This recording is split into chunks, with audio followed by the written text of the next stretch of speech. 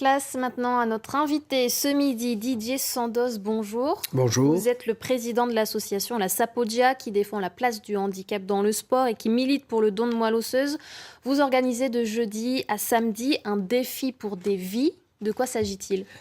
Il s'agit tout simplement de mettre en lumière les deux causes que nous défendons, c'est-à-dire l'accompagnement du handicap par le sport et donc la promotion du don volontaire de moelle osseuse.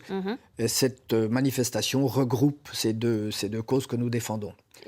Et les objectifs de ce défi, c'est quoi alors ? Les objectifs, c'est un défi sportif, mais aussi solidaire, dans la mesure où l'état d'esprit, c'est on part ensemble, on roule ensemble, on arrive ensemble, les plus forts soutenant les plus en difficulté.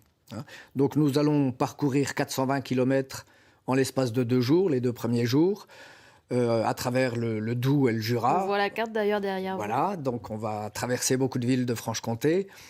Et l'objectif, donc, c'est on part des hôpitaux neufs dans le Haut-Doubs, à côté de Métabier, le jeudi matin à 8h30, pour y retourner le lendemain, vendredi, vers 18h.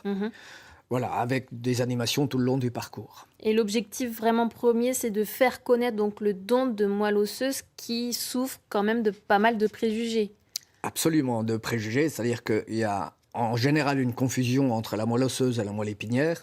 La moelle osseuse, bien sûr, c'est le système sanguin, c'est la petite usine à faire toutes les cellules du sang. Et quelquefois, cette belle usine se dérègle ou est attaquée par le cancer, comme la leucémie.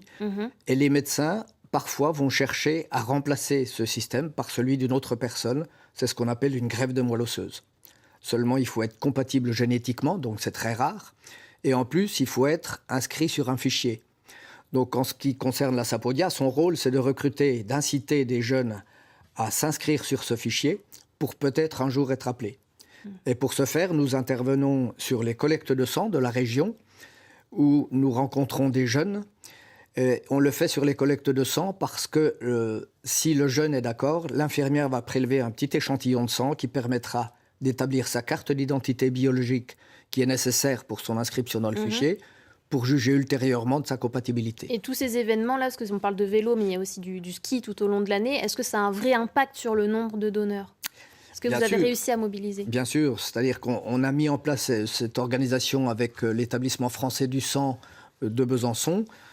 Et nous travaillons de concert sur les collectes. Et depuis les 12 mois, puisqu'on a commencé mi-juin 2023, il y a plus de 900 jeunes à qui on a prélevé un échantillon de sang, dont beaucoup de jeunes primo-donneurs de sang, ce qui est fantastique. Merci beaucoup Didier Sandoz d'avoir été notre invité. On rappelle donc un défi pour des vies organisé par votre association.